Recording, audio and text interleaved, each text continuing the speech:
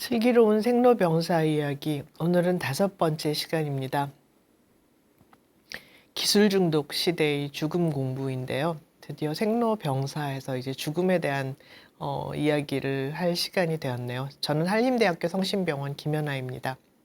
우리가 지금 코로나 시대를 살고 있는데 만약 먼 미래에 2020년에서 2022년의 코로나 시대를 돌이켜 본다면은 아마 이 시대가 기술 중독 시대였다고 그렇게 생각을 할 것 같습니다. 우리는 코로나라는 이 큰 사건을 백신이나 치료제와 같은 이런 의료 기술로 물리칠 수 있을 거라고 그렇게 믿고 있죠. 그렇지만 코로나에는 훨씬 더 큰 그런 사회적인 그런 의미가 있습니다. 바이러스가 너무나 변이를 잘하기 때문에 사실 백신도 이제는 처음 생각했던 것처럼 그렇게 많은 약속을 하지 못하는 그런 상황임에도 불구하고 우리는 여전히 이제 의료 기술만으로 코로나를 물리칠 수 있을 거라고 그렇게 생각을 하고 있습니다. 기술 중독의 아주 그 결정판은 병원이죠. 병원에 가면 모든 현대의 그런 기술들이 집약이 되어 있습니다. 제가 진료를 마치고 이제 정리를 하고 있는데 제가 보던 환자분이 이제 상황이 안 좋아서 이제 응급실로 오십니다. 그래서 이제 연락을 받고 이제 가봤는데요. 코로나 시대에는 응급실에 오신 분들을 보려면 기본이 사종보호구입니다.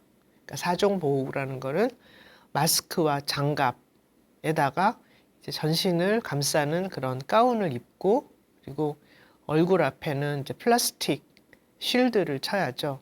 이 모든 것이 일회용입니다. 그래서 환자 한 사람을 진료를 보고 나오면 이 비닐 플라스틱 폐기물이 이렇게 소복히 쌓이게 되죠. 반나절만 돼도 산더미처럼 쌓입니다. 이걸 보면서 굉장히 착잡합니다. 지금 우리가 이 코로나라고 하는 눈앞에 있는 이 불을 끄기 위해서 이렇게 많은 이 일회용품들, 썩지 않는 이런 폐기물들을 이렇게 에베레스트 산만큼 이렇게 쌓고 지금의 위기를 넘겨서 이것을 미래 세대한테 떠넘기는 것이 아닌가 굉장히 마음이 불편하죠. 백신도 마찬가지입니다. 백신 주사기 다 일회용이죠. 그래서 수북히 쌓여가는 이 플라스틱 시린지들 이걸 보면서 착잡한 마음을 참 달랠 길이 없는데 응급실 들어가서 환자분 진료를 보니 환자분은 이러시는 거예요. 나 그냥 집에 가면 안 돼. 죽으면 죽는 거지. 이제 말씀을 하셔요. 그러면 이 방금 쌓여있던 플라스틱 폐기물과 함께 이제 정말 착잡함이 아주 극을 달리는 것 같습니다. 할머니 병원 왜 오셨어요? 하는 말이 이제 목 앞에까지 나오지만 차마 말을 못하고 할머니도 사실 병원에 오고 싶어서 오신 건 아니에요. 그냥 그렁저렁 하루 살다가 좀 안 좋은데 옆에서 가족분들이 막 성화를 해서 병원 가야 한다. 그래가지고 뭐 딱히 열심히 치료하고 뭐 얼마나 더 오래 살 마음도 없는데 그냥 등 떠밀려서 오신 거예요. 이런 경우에 정말 내가 언제까지 어떻게 살아야 하는지 이 생각이 없이 정말 그냥 오래오래 산다는 것이 어떤 것인가 하는 그런 생각을 여러 번 하게 됩니다. 다행히 우리 할머니는 그래도 집에 가면 안 된다고 제가 붙들어서 이제 치료를 잘 하고 무사히 퇴원은 하셨습니다. 다음에 또 같은 일이 있으면 병원에 오시게 될지는 모르겠습니다. 제가 병원 오지 말라는 말은 안 드렸거든요. 제가 그 죽음 강의를 하면서 항상 보여드린 그림인데요. 오리와 죽음과 튤립. 저는 이 그림을 굉장히 좋아합니다. 어린이 동화책에 나오는 그런 그림인데 오리가 어느 날 누가 자기를 계속 보는 것 같아서 뒤를 돌아보니 까만 튤립을 든 죽음이 서 있습니다. 누구니? 나는 죽음이야. 나는 항상 널 보고 있었는데 이렇게 답을 합니다. 우리는 우리가 언제, 어떻게, 어디서 죽을지를 모르죠. 아무도 모르죠. 그러니까 죽음은 언제나 우리 곁에 있으면서 때가 되면 우리를 데려갈 겁니다. 그러나 우리만 그걸 모르고 있죠. 그런데 현대의료가 발전하면서 의사가 죽음을 물리치는 정의 사도처럼 묘사가 되기 시작했습니다. 의료가 정말 죽음을 물리칠 수 있었을까요? 달라진 거는 죽음의 모습만 달라집니다.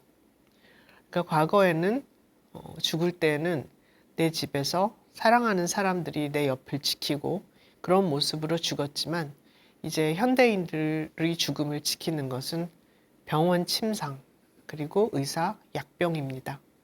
이렇게 죽음의 모습만 달라지게 되었죠. 스위스의 그 저명한 정신과 의사인 엘리자베스 퀴블러-로스는 암을 진단받고 이제 말기암을 진단받고 죽어가는 사람들을 인터뷰를 했습니다. 그렇게 해서 이 죽음을 앞둔 사람들이 심리적인 죽음의 5단계를 연구를 해서 세계에 많은 그 놀라움을 주는 그런 연구 결과를 발표를 했죠. 처음에 불치암을 선고를 받으면 우선 부정을 합니다. 아니, 그럴 리가 없어. 내가 그럴 리가 없어. 그래서 이 단계에서는 여러 병원을 찾아다니며 진단이 틀렸다고 하는 답을 구합니다. 그러나 그 많은 병원들에서 다 진단이 맞다. 당신은 죽는 것이다. 암이다. 이런 말을 듣게 되면 그 다음 단계로는 분노합니다. 왜 내가 얼마나 열심히 살았고 얼마나 좋은 일들을 많이 했는데 왜 내가 이제 분노를 합니다. 그 단계를 거쳐서 협상을 하게 되는데 이 협상은 신과의 협상입니다. 갑자기 이 시기에 기부도 많이 하게 되고 그리고 좋은 일도 많이 합니다. 그러면서 신에게 제가 이렇게 좋은 사람이니까 나를 조금 더 살 수 있게 해주세요 하고 간청을 합니다. 그러나 그런 간청도 다 소용이 없고 결국 죽음의 시기를 뒤로 미룰 수 없다는 것을 알게 되고 깊은 우울에 빠지게 됩니다. 그리고 우울의 단계를 지나서 이제는 죽음을 받아들이는 그런 단계로 간다고 죽음과 죽어감이라는 이 유명한 저술에서 기술을 했습니다. 현대인들은 어떻게 죽어갈까요? 이제 제가 그린 그림인데 가로축은 시간이고요. 그다음에 세로축은 그 사람의 기능입니다. 그래서 세로축의 가장 위쪽은 기능이 정상인 상태, 생활 기능이 정상인 상태이고요. 시간이 지남에 따라서 점점 몸이 쇠약해지고 독립생활이 불가능한 단계가 됩니다. 그리고 그 단계를 지나면 거의 누워서만 지내야 하는 준와상에서 이제 완전히 누워서 지내야 하는 완전 와상 상태가 되고 그리고 더 진행하면 사망을 하게 됩니다. 인간은 누구나 이 점점점 생활 기능이 떨어지면서 이제 사망을 향해 가게 되는데요. 그 중간중간에 뭐 작은 병을 앓는다든지 큰 스트레스가 있다든지 하면 조금 생활 기능을 잃어버릴 수는 있으나 다시 이것은 원 상태로 돌아오게 됩니다. 그런데 어떤 이유로 중풍이나 큰 사고 같은 그런 일들을 겪고 난 다음에는 이 생활 기능이 갑자기 절벽으로 떨어지듯이 거의 푹 떨어지는 이런 단계를 겪게 됩니다. 저희가 뭐 다리를 크게 다친다든지 그랬을 때는 거의 침상 생활을 완전 와상 상태가 잠깐 되지 않습니까? 그랬다가 다시 이제 회복이 되는데 이 회복이 된다 하더라도 정말 크게 다친 경우에는 이전의 생활 기능으로는 완전히 돌아가지 못하게 되죠. 이렇게 큰 일이 한번 있고 지나간 다음에는 삶 자체도 짧아지지만 더 문제는 독립생활이 가능한 그 시기가 짧아진다는 것입니다. 제가 정의를 하는 현대의학 시대의 죽음은 이렇게 3단계로 옵니다. 이것은 정신적인 그런 죽음의 단계가 아니고 오로지 신체 기능에 의거한 그런 죽음의 단계인데요. 외출을 못하는 단계가 됩니다. 집 밖을 나가게 되면 아무래도 실내보다는 여러 가지 위해 요소들이 있죠.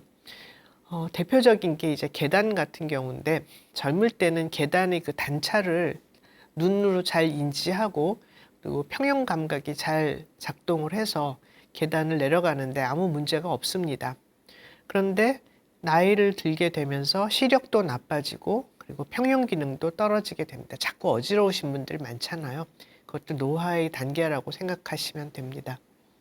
병원 가서 검사하고 고생만 많이 하시고 그런 분들 많이 봤어요. 답이 안 나옵니다. 평형 기능이 노화되는 단계라고 받아들이시면 되고요. 근육도 약해지고 그러다 보니 계단에서 구르는 일이 흔합니다. 근데 계단에서 구르게 되면 정말 크게 다치기 때문에 제가 관절염이 아주 심하시고 하신 분들도 웬만하면 외출을 끝까지 하시지만 계단을 오르내리는 거는 조금 조심을 하시라고 합니다. 외출을 못하게 되면 간단한 그런 장보기 이런 것들이 안 되기 때문에 이제 누군가가 계속 나를 돌봐줘야 하죠. 그런데 좀 경제적으로 부유한 분들은 분명히 몸 단계는 이 외출 못하는 단계인데도 불구하고 다양한 그런 자원을 이용을 해서 사람을 쓴다든지 차량을 이용한다든지 해서 외출을 또 합니다. 끝까지 하게 되는데요. 저는 외출 못하는 단계가 엄밀히 말하면 사회적인 사망의 단계라고 봅니다. 사실 이 단계가 되면 나와 이 사회관계를 유지하던 많은 사람들은 이미 세상을 떠났거나 아니면 나와 비슷하게 외출 못하는 이런 단계가 되어 있는 거거든요. 그래서 저는 이 단계가 되면 본격적으로 죽음을 준비를 해야 하는 그런 사망의 단계라고 생각을 하고요. 그 다음 단계는 이제 침대 밖을 못 벗어나는 이제 완전 와상 혹은 자리 보전한다 이렇게 얘기를 하죠. 이런 단계가 됩니다. 요 전까지만 해도 비록 외출은 못했다 하더라도 집에서 간단하게 음식도 만들 수 있고 집안에서 생활을 할 수는 있었으나 이제 이 단계가 되면 음식도 침대 밖에서는 먹지를 못합니다. 음식은 누가 떠먹여 주지만 또 가장 고역인 것이 화장실 가는 문제죠. 나의 배변을 내가 더 이상 해결하지 못하는 단계가 된다는 것을 의미합니다. 침상을 못 벗어나는 단계는. 사실 이거는 저는 옛날에 어릴 때 무슨 효부상 이런 걸 하면 단골 레퍼토리가 있었어요. 자리 보존한 시어머니를 7년 동안 대소변을 받아내고 이런 말이 있었어요. 저는 어릴 때 굉장히 싫었거든요. 왜 이거를 꼭 며느리가 해야 하나. 어린 마음에도 굉장히 이상했었는데 사실 이거는 어떻게 보면 그것을 이 해줘야 하는 사람의 문제라기보다는 이 당사자의 문제가 더 큽니다. 이렇게 됐을 때 나는 마음이 편할까? 나의 존엄성은 어디로 가는 것인가? 사실 저는 그 문제가 굉장히 크다고 생각을 해요. 그래서 이 침상 못 벗어나는 단계가 되면 많은 가정들에서는 더 이상 집에서 이제 이 수발을 들 수가 없어서 요양원이나 요양병원을 찾게 되는 그런 단계가 되기도 하고요. 그리고 이 단계를 지나서 이제 정말 밥도 못 먹는 그런 단계에 이르게 됩니다. 밥을 못 먹게 돼도 현대의학은 여기에 개입을 해서 다양한 방법으로 생명을 늘립니다. 혈관에 이 영양 공급을 하는 그런 라인을 만들어서 이제 수액을 공급을 해서 영양분을 공급을 한다든지 아니면 코에다가 레빈 튜브라고 하는 그 줄을 끼워서 유동식을 공급을 한다든지 조금 더 과격하게는 위에다 구멍을 뚫습니다. 위루라고 하는 것을 만들어서 이제 그쪽으로 영양 공급을 하게 되면 생물학적으로는 사망할 수밖에 없는 상태의 사람들을 굉장히 오랫동안 살려놓을 수가 있습니다. 그런데 꼭 이 단계에서 이제 여러 가지 문제들이 발생을 하는데요. 사실 이 단계가 됐을 때 이제 어르신들 왜 밥을 못 드십니까? 물어보면 이제 여러 가지 이유가 있어요. 우선 밥맛이 없고 그리고 생활 기능이 떨어져 있기 때문에 사실 에너지 요구량 자체도 별로 많지가 않습니다. 그리고 굉장히 많은 어르신들이 이렇게 밥을 넘기는 게 고통스럽다고 얘기를 합니다. 왜 그런지는 잘 모르겠으나 이 밥을 많이 못 드시는 이유가 이 밥을 넘기는 것 자체가 굉장히 아프다고 이야기를 하시는 경우도 있습니다. 그럼에도 불구하고 환자 본인보다는 옆에 있는 사람이 자기가 더 불안하니까 이제 강제로 막 음식을 먹이게 되는데 꼭 이러다가 이제 문제가 생깁니다. 우리가 어르신들이 사망을 할 때 폐렴으로 돌아가셨다. 이제 이런 말들 많이 하잖아요. 그런데 사실 그것은 진단이 잘못된 이야기입니다. 폐렴으로 사망을 하시는 게 아니고 사망을 하실 정도의 몸 상태가 됐기 때문에 폐렴에 걸리는 것이거든요.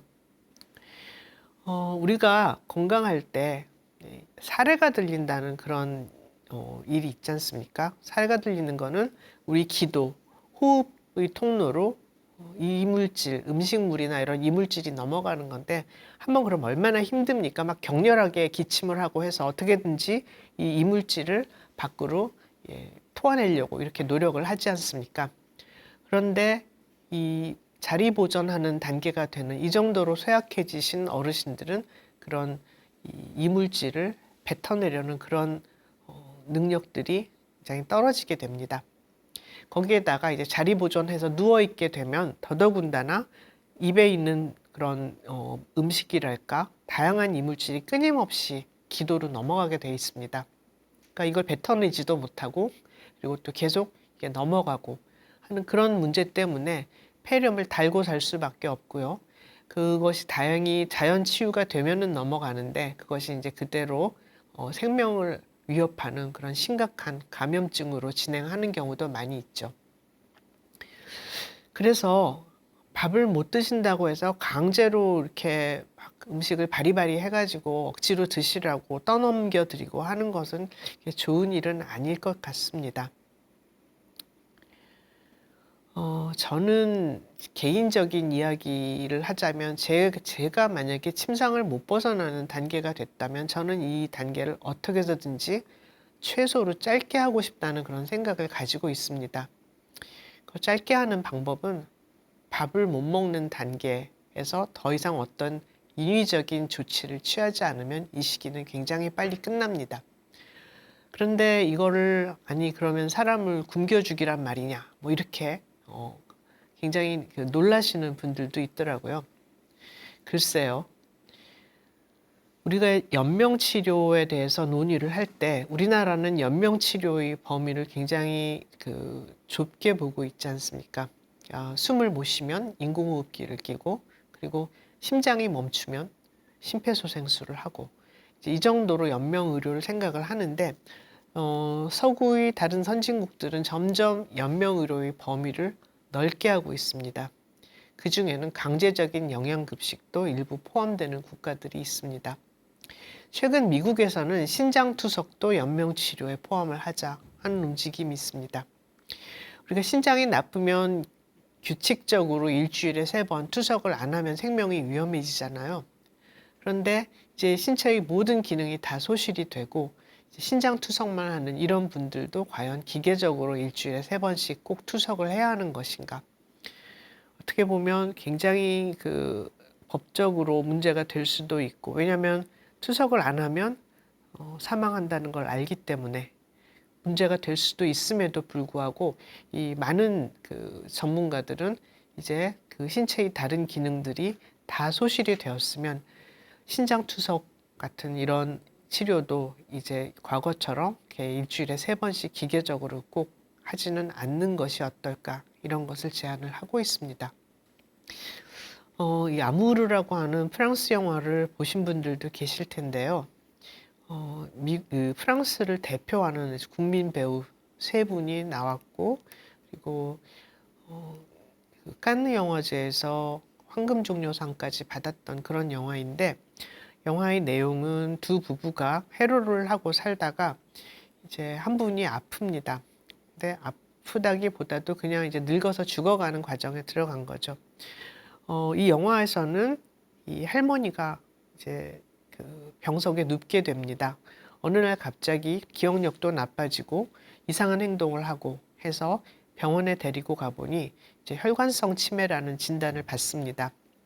혈관성 치매는 우리 뇌로 가는 그런 수없이 많은 가느다란 그런 혈관들에 다 문제가 생겨서 더 이상 이 뇌세포에 정상적으로 혈액 공급을 못하게 되면서 이제 뇌가 죽어가는 그런 과정이고, 물론 치료법은 없습니다. 그러자 이 할아버지는 할머니를 어디 요양시설에 보내지 않고 집에 두고, 그리고 이제 간병하는 사람을 고용을 하면서 지극정성으로 이제 돌봅니다. 돌보지만 이 할머니 상태는 좋아지질 않습니다. 점점점 이제 기울어 가고, 그러던 어느 날 이제 밥을 주려고 하는데 할머니가 입을 딱 다물고 밥을 거부를 합니다. 그러자 할아버지가 이렇게 안 먹으면 당신 죽는단 말이야 하면서 막 화를 내다가 이제 할머니를 한 대 때립니다. 그리고 나서 할아버지가 갑자기 정신이 퍼뜩 드는 거죠. 내가 지금 뭘 하고 있는 건가. 이렇게 때려서까지 강제로 밥을 먹이고 하는 이런 삶이 과연 삶일까? 아마 그런 생각을 했을 것 같습니다. 결국은 할아버지는 베개로 할머니를 질식을 시켜서 할머니를 죽이게 되는 그런 간병살인이죠. 그러니까 예술 영화이기는 하나 이 간병살인이라고 하는 이 무서운 현실을 담아낸 그런 영화였습니다. 얼마 전에 22세 청년이 그 아버지를 간병을 하다가 이렇게 적극적으로 살인을 한 것은 아닌데 이제 돌봄을 조금 소홀히 하면서 그 과정에서 아버지가 사망을 하는 그런 사건이 있었습니다. 여기에 대해서 과연 이 청년에게 간병살인의 책임을 물을 수 있는가 하는 이 많은 그런 목소리들이 있었죠. 간병을 한다는 것은 사실 가족들의 그 돌봄의 의무죠. 그런데 우리나라처럼 이렇게 가족을 돌보는 의무가 오롯이 가족에게 떠넘겨지는 그런 사회에서는 아마 이 문제를 피해갈 수가 없을 거라는 생각이 듭니다. 이런 극단적인 경우가 아니라 하더라도 이 가족 간병에 대해서 이제 여러 가지 설문을 했을 때 대다수의 가족들이 경제적으로 크게 영향을 받는다 얘기를 했고, 그 외에도 자녀 교육에도 문제가 있고, 나이 노후 생활에도 이제 준비하는데 차질이 빚어지고, 다른 가족과의 사이도 나빠지고, 뭐 이런 다양한 문제들을 이야기합니다. 그만큼 간병이라는 것이 어떤 가족의 그 의무로 부과를 하기에는 너무나 큰 짐이 되어 버렸는데요. 사실 사람들이 제가 이제 젊을 때만 해도 70대에 돌아가셨습니다. 어르신들이 70대에 돌아가셨는데 그 단 10년, 20년 더 사시는 게 이렇게 사회적인 큰 변화를 가져왔다는 생각이 듭니다. 이렇게 이제 노인 돌봄의 문제, 어르신들 돌봄의 문제가 가정에 떠넘겨지다 보니 나오는 것이 이제 병원 시설 이용입니다. 우리나라 사람들이 이제 돌아가실 때 굉장히 병원에서 죽는 경우가 많다 하는 거는 이미 오래전부터 사회 문제처럼 이야기가 되어 왔었고, 그럼에도 불구하고 병원 사망이 증가하는 추세는 전혀 꺾이지를 않습니다. 그것은 사망하는 당사자가 희망하는 임종 장소가 자기 집이라고 이야기하는 거에 비해서 굉장히 반하는 그런 경우인데요. 저는 이것을 어떤 가치 판단을 하기에 앞서 이게 우리나라의 그 돌봄이 완전히 개인의 몫으로 넘겨져 있기 때문에 오는 그런 현상이라고 생각을 합니다. 우리나라가 이 공공의 영역에서 이루어져야 할 일들에 대해서 부족한 점이 굉장히 많죠. 공공의료, 물론 큰 문제이고요. 그리고 공공 돌봄 어린이 타가소, 이 유치원들이 대부분이 사립유치원이라는 그런 현실을 보면 알 수 있듯이 국가가 이 어린이 보육에 대해서 의무를 방기를 하고 있습니다. 가족 간병, 이것도 뭐 더 말할 나위가 없죠. 바로 그런 현상이 한국인 100명 중에 76명은 병원에서 죽는 이런 현실에서 반영이 되는데요. 병원에서의 죽음이라 하지만 사실은 그 상당수는 요양병원 사망일 것입니다. 엄밀히 말하면 이렇게 임종을 가까워졌는데 이제 몸 상태가 이제 혼자서 기능을 못하기 때문에 누군가의 돌봄이 필요하다면, 그런데 그것을 가족이 할 수 없다면 그분은 아마도 병원이 아니라 요양원에 들어가는 것이 맞을 겁니다. 이제 미국 같은 경우는 너싱홈이라고 해서 이제 이런 어르신들을 모아두고 식사 준비라든지 간단한 이런 그 돌봄들을 이제 다 떠맡아서 하고 있는데요. 우리나라는 공공요양원이 굉장히 부족합니다. 그러니까 그러다 보니 이제 정말 가족들이 간병을 할 수 없어서 어딘가 시설을 찾을 때 들어가실 곳이 없습니다. 그 틈새를 비집고 나온 것이 이제 요양병원이죠. 요양병원은 엄밀히 말하면 병원이죠. 그래서 병을 치료하기 위해서 들어가야 하는 곳이지, 내 몸이 약해서 나의 돌봄을 의탁하기 위해서 들어가야 하는 곳은 아닙니다. 그럼에도 불구하고 우리나라가 이 가족 돌봄과 그리고 그것을 맡아서 할 적절한 공공시설이 없다는 그 큰 간극 때문에 요양병원으로 이제 환자들이 옮겨지는 경우가 아주 많죠. 나이가 많으신 분들은 한두 가지 병을 안 가지고 계신 분이 없기 때문에 뭐 병원에 들어가서 치료한다 하면 틀린 말은 아니나, 문제는 고혈압, 당뇨, 이런 신장질환, 이런 병들이 대부분 그냥 입원할 필요 없이 통원하면서 치료할 수 있는 병임에 반해 요양병원에서는 굉장히 장기간 입원으로 이어진다는 것이 문제고요. 그러다 보니 정말 질병을 치료하기 위해서 쓰여야 하는 건강보험 예산들이 이제 요양병원에 이 돌봄에 쓰여지고 있다는 이제 그런 현실입니다. 요양병원에 계시다가 또 상태가 나빠지면 환자분들은 상급병원으로 옮겨갑니다. 차마 말을 하지 못했던 그런 몇 가지 현실들이 있는데, 요양병원에서 상급병원으로 환자분들이 이동하는 셔틀이라는 그런 현상이 있습니다. 상급병원에 있다 보면 요양병원에서 환자분들이 많이 의뢰가 되는 시간이 있어요. 월요일 아침, 그리고 금요일 저녁입니다. 그 이유는 금요일 저녁에 이제 회진을 돌다 보니 아무래도 주말에 좀 문제가 생길 것 같으신 분들이 있습니다. 이런 분들은 요양병원에서 사망하시면 안 되기 때문에 상급병원으로 이송을 합니다. 그리고 이제 월요일 주말을 보내고 다시 병원에 나와 보니 주말 사이에 나빠지신 분들이 있습니다. 역시 이런 분들도 요양병원에서 사망하게 둘 수는 없으니 상급병원으로 오십니다. 그러면 이제 상급병원에서는 눈에 보이는 이상들을 또 다 치료를 하고, 심하면 중환자실까지 가시고, 그렇게 해서 돌아가시면은 할 수 없지만 또 생명을 건지시면 다시 요양병원으로 돌아가십니다. 이것을 요양병원의 그 연명의 셔틀이라고 부른 지도 굉장히 오래됐습니다. 저도 개인적으로 그런 환자분들이 있었고요. 그래서 환자분과 환자 보호자분, 그리고 또 요양병원 선생님들과 여러 번 대화를 나누고, 우리 환자분이 원하시지도 않는 이 상급종합병원에서의 치료는 이제 그만하시고, 환자분은 사망의 장소를 아마도 다음에 나빠지시면 요양병원에서 사망하시는 걸로 모든 가족들이 이야기를 다 하도록 그렇게 상담을 한 적도 있고, 거기에 대해서 반기를 들었던 가족분은 좀 기억이 나진 않습니다. 그만큼 우리가 이 죽음을, 나의 죽음을 어떻게 처리를 할 것인가에 대해서 말을 하지 않는다는 그런 증거가 되고 있어요. 그러니까 누구도 이분이 이제 돌아가실 분인데, 이분이 좀 상태가 나빠지면 어떻게 할 건지, 그냥 이곳에서 돌아가시는 건지, 이 얘기를 구체적으로 하지 않습니다.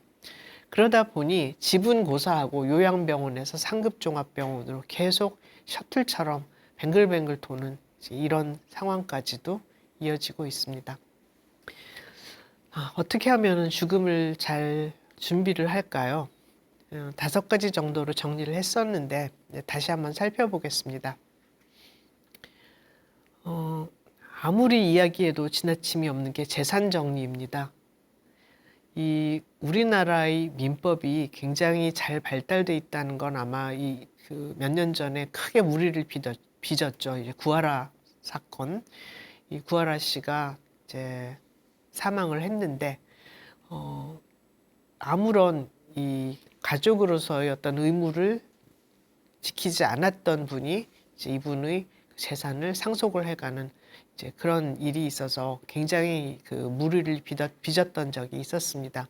근데 그것이 우리나라 민법, 상속법의 현실입니다. 재산을 정리하는 것은 사실 그게 어렵지 않은데도 불구하고 다들 차일피일 미루고 있죠.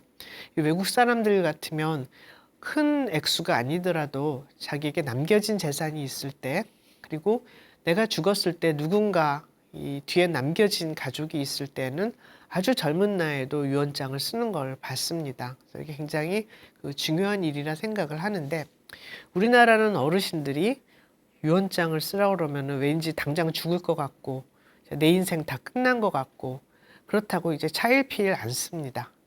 또 공부도 안 하죠. 우리 자식은 그럴 일 없어.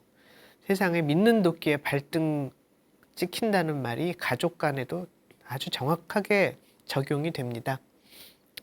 이제 우리나라의 민법은 유류분이라고 해서 이제 가족들에게 어떤 일정 최소한의 그런 이 유산을 인정을 해주는 그런 법이 있습니다. 원래는 이것이 과거에 이제 장자상속의 시대에 모든 재산을 장남에게 다 몰아주는 이제 이런 것이 이제 평등의 원칙에도 어긋나고 또 여러 가지 문제가 있어서 모든 그런 자식들이 일정 부분의 유류분을 받도록 이제 그렇게 정리가 된 바가 있습니다. 그러나 요즘은 이것이 오히려 가족 간의 그 분쟁의 그런 여지가 되는 일이 너무나 많아지기 때문에 이제 법을 개정을 하자는 움직임도 있으나, 그러나 아직도 이 유류분은 살아 있습니다. 그렇기 때문에 정리를 하고 공부를 많이 하셔야 합니다. 공부를 많이 하고 어떻게 하면 내 자식들이 내가 남은 재산을 가지고 그래도 법정에서 서로 싸우고 아웅다웅 하지 않을까, 이거를 지금부터 고민을 하셔야 합니다. 돌아가신 다음에 남은 가족들이 소송을 하게 되면 그 가족은 없어진 가족이죠. 허공에 날아간 가족입니다. 그렇기 때문에 재산 정리를 하는 것은 아무리 중요하다고 강조를 해도 지나침이 없을 것입니다. 우리나라의 유류분법 이런 것들은 아주 복잡하기 때문에 잘 공부를 하셔야 합니다.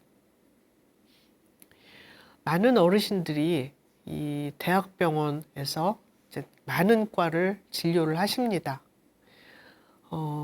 병들이 대개 서너 개씩은 다 있기 때문에 하루 종일 와서 이제 이과, 저과, 극과 다니면서 여러 그 교수들을 보고 기다리는 거는 몇 시간 기다렸다가 뭐 진료는 한 3분 보고 이제 이렇게 가시면서 잘 치료를 받았다고 생각을 하십니다. 그 대학병원의 교수님이 나를 얼마나 잘 알까? 거기에 대해서는 굉장히 회의스러운데요. 먼저 시간에도 이야기했지만 우리나라는 3분 진료의 그 현실을 벗어날 수가 없습니다. 이 3분 진료 동안에 사실 약 처방 하나 하는 것도 상당히 어렵습니다. 그럼 환자분을 잘 파악을 하고 이해를 한다는 것은 굉장히 요원한 일이라고 할 수 있는데요. 이제 어느 시점에선가 대학병원의 이런 그 진료실 셔틀을 이제 깨야 합니다. 그러니까 동네에서 나를 잘 아는, 내가 믿을 만한 의사가 꼭 있어야 하는데 이것이 참 어렵죠. 지금 우리나라 이제 실정은 대학병원이 어떻게 보면 공공의료원처럼 이렇게 쓰이고 있어요. 워낙에 그 개원한 병원들에 대해서 많은 환자분들이 불신을 가지고 있습니다. 여기 가면 비급여 진료만 하고 뭐 이런 그런 제도상의 그런 여러 가지 문제 때문에 이 불신이 쌓여 있어서, 그래도 과잉으로 무슨 그 진료나 이런 걸 안 받으려면 대학병원에 가야 한다. 굉장히 잘못된 생각인데, 이런 생각을 하면서 대학병원의 문턱을 못 벗어나는 분들이 굉장히 많습니다. 그렇진 않습니다. 우리나라의 의료 제도의 문제 때문에 좋은 의사를 찾기가 쉽지는 않고요. 점점 어려워지고 있지만 그래도 분명히 여러분 주변에는 여러분들을 잘 보살펴 줄 그런 의사 선생님들이 있습니다. 잘 찾으셔야 합니다. 이 병원의 네임밸류만 보고 찾아가시지 말고 가까운 곳에 나를 잘 도와줄 의사를 찾으시고 이제 그분 말을 들으십시오. 그래야지 약이 정리가 되고, 사실 대학병원 관 서너 개 돌다 보면 나중에 나오면 약이 한 보따리가 되거든요. 그중에 정말 필요한 약은 몇 개 안 될 수도 있습니다. 왜냐하면 대학병원 교수들은 타과에서 처방한 약을 들여다보지를 않습니다. 그렇기 때문에 이 약이 얼마나 많아지는지도 잘 모르고요. 내 처방만 들여다보니까. 어느 시점이 되면 그 한 사람의 의사에게 내가 이 약을 다 먹어야 하는지 확인을 받으시고, 그리고 과감하게 줄일 약들은 좀 줄여 나가시는 것이 바람직합니다. 그리고 내가 정말 큰 병원에 가야 할 때가 언제인지 그거를 그 의사에게 판단을 맡기시는 것이 사실은 가장 좋은 판단이라고 할 수 있겠고요. 이제 사전연명 의료 의향서는 뭐 너무나 많이 알려져 있어서 이제 다들 어떻게 쓰시는지 알고 계실 것이라 생각을 합니다. 이것은 이제 병원에서 아무 데서나 다 쓸 수 있는 것은 아니고 이걸 쓸 수 있는 의료기관이 정해져 있습니다. 그런데 일반적으로 그 보험공단 지사들이 있거든요. 거기에 가면 다 이제 설명을 듣고 쓸 수 있으니 그곳에서 쓰시면 되는데, 누누이 말씀을 드리지만 이것은 최소한입니다. 이걸 다 쓰셔도 이대로 못 돌아가시는 경우가 굉장히 많습니다. 최근에 이제 제가 경험을 했던 그 경우를 말씀을 드리겠습니다. 이제 70대 환자분이셨고 저한테 오랫동안 이제 류마티스 관절염 치료를 받으셨는데, 그런대로 잘 지내시다가 갑자기 이제 폐가 나빠지게 되었어요. 이제 폐섬유화증이라는 문제가 생겼는데 조금 경과가 빨랐습니다. 그래가지고 이 마음의 준비가 아직 가족들도 잘 안 된 그런 상태였죠. 그래서 첫 번째 입원에서는 어떻게 다행히 큰 문제 없이 이제 집에서 산소호흡을 하고 하는 걸로 이제 치료를 하고 퇴원을 했는데, 그리고 나서 퇴원을 하고 한 달 정도밖에 안 돼서 다시 또 이 섬유화증이 진행이 돼서 많이 나빠져서 다시 입원을 하셨습니다. 두 번째 입원을 했을 때는 제가 보았을 때는 이제는 병원에 살아서 퇴원을 하지는 못하실 것 같았습니다. 그만큼 빨리 진행을 했고 상태가 나빴는데 문제는 치료약이 없다는 것이었습니다. 사실 이제 류마티스 관절염을 앓다 보면 이제 폐에 섬유화증이 오는 예가 꽤 있거든요. 근데 대부분 과거에는 환자분들이 류마티스 관절염을 심하게 앓으시면 이렇게 오래 살지를 못하셨습니다. 그래서 이 폐섬유화증이 어떻게 문제로 발현되기 전에 돌아가시는 경우가 많았기 때문에 사실 이것을 그냥 이렇게 적극적으로 치료를 해야 한다, 이제 이런 생각이 없었는데, 이제 치료제가 좋아지면서 환자분들도 천수를 다하고 70, 80까지 이렇게 사시면서 이제 폐가 굳는 이런 문제들이 이제 진행을 하면서 이제 수면에 떠오르게 되었죠. 이제 그러다 보니 치료제도 이렇다 할 만한 치료제들이 아직은 없었고, 안타까웠던 거는 이제 이 폐섬유화증에 대한 이런 치료를 이제 미국에서 신약 임상 시험을 하고 있는 그런 단계였는데, 그 코로나 때문에 이제 임상 시험을 하다가 중단하고 이제 그런 시점이었습니다. 그래서 이래저래 쓸 약이 없고 환자분 상태는 많이 나빠지고, 그래서 이제 가족분들을 다 오시라고 해서 이제 환자분이 상태가 나쁜 것을 설명을 드리고 이제 마음의 준비를 하시라는 이야기를 하려고 보니 이분이 사전연명 의료 의향서를 쓰셨더라고요. 그래서 제가 이제 그 이야기를 하고, 환자분 본인이 이런 의향서를 쓰셨기 때문에 더더군다나 이제 지금 약도 없는 상황에서 상태가 나빠지면 할 일은 중환자실에서 인공호흡기를 다는 일밖에 없겠으나, 지금 이 폐 상태가 이렇다면 인공호흡기를 하시더라도 오래 견디지는 못하실 것이고 그 자체가 환자분한테 굉장히 고통스러우실 수도 있겠습니다. 이렇게 설명을 드렸어요. 그랬더니 대뜸 가족분이 그거는요, 시골에서 아무것도 모르는 노인네들 모아놓고 그냥 막 사인하라고 그래서 한 거지 환자분이 그 본 의사가 아닙니다. 그거 무시해 주시고 할 수 있는 거 중환자실도 가야 하고 해야 합니다. 모든 걸 다 해주세요. 이제 이렇게 말씀을 하시는 거예요. 오늘 저도 당황스럽죠. 만약에 이 분이 정말 뭐라도 할 수 있는 것이 남아 있다면 그때는 환자분이 이런 걸 쓰셨더라도 잘 또 이렇게 얘기를 해서 어떻게 좀 설득을 해볼 수도 있겠는데, 정말 할 수 있는 것이 아무것도 남아 있지를 않은데, 그래서 환자분하고 또 다시 이야기를 하고 환자분은 고개를 절레절레하고 나는 중환자실은 안 가겠다. 치료법도 없는데 왜 가냐. 이렇게 단호하게 거부하고, 그러나 환자 가족분들은 중환자실 가셔야 한다 하고, 이렇게 굉장히 그 여러 시간 동안 이제 환자 본인의 의사와 가족분의 의사와 이제 그 많은 시간을 보내고 결국은 이제 환자 가족분들에게 이 환자분의 의사 그리고 환자분의 의지가 무엇인지를 납득을 시키고, 그리고 환자분은 이제 병동에서 조용히 이제 세상을 떠나셨는데요.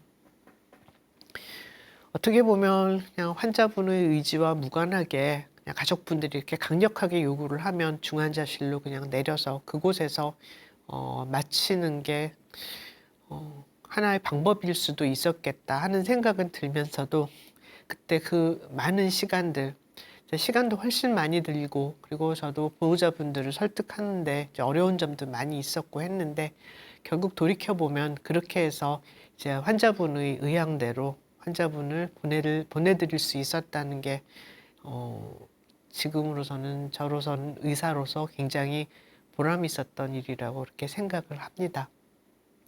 그만큼 사전 연명 의료 의향서를 쓰더라도 마지막에 환자 본인의 의사가 투철하지 않다면 이것이 그냥 아무 의미 없이 연명 치료로 그냥 넘어가는 그런 일도 굉장히 많다는 것을 이제 이해를 하셔야 하고요. 그래서 제가 잘 하는 이야기가, 병원 치료하기 싫으시면 아예 병원 문턱을 밟지 마십시오. 이제 이걸 오해를 하지 않으실 분들한테는 얘기를 해요. 대부분의 경우에 섭섭하게 생각하실 것 같아서 말을 안 하지만, 다니시는 환자분들 중에도 뭐 여러 가지 이유로 너무 힘들고 이제 인생살이가 고달프고 하니까 난 그냥 빨리 죽었으면 좋겠다 이런 말씀 막 하시는 분들이 있어요. 근데 병원에 안 오시면 됩니다는 말은 그런 경우에도 못 하겠더라고요. 너무 가혹한 것 같아서. 말은 저렇게 하지만 사실은 가족들이 날 좀 더 관심을 가져주지 않을까, 그런 생각이 아닐까. 그런데 정말 이제 이걸로 끝내고 싶다 하면 이 병원에 오시지 않는 것이 굉장히 중요합니다.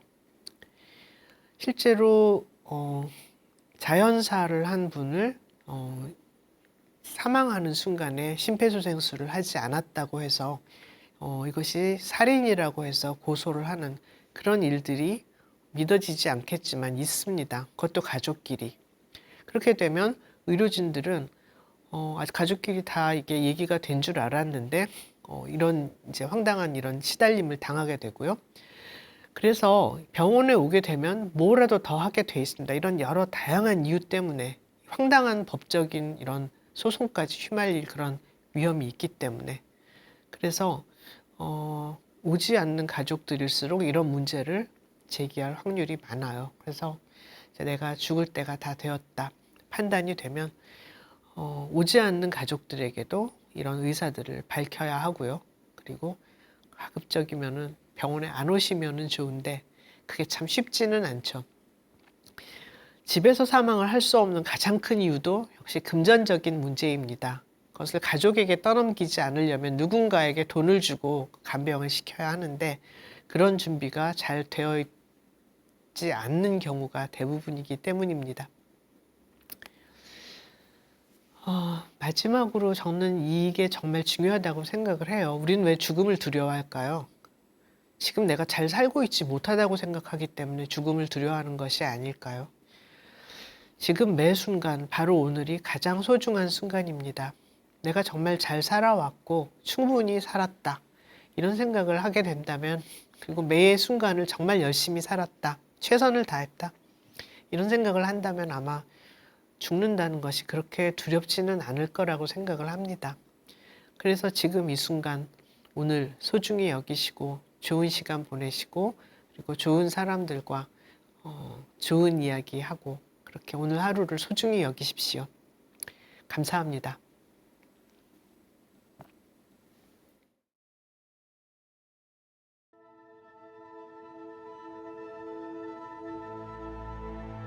우리나라가 정말 임종 직전까지 어떻게 보면 조금 의미가 없는 항암 치료에 매달리는 경향들이 많이 있습니다.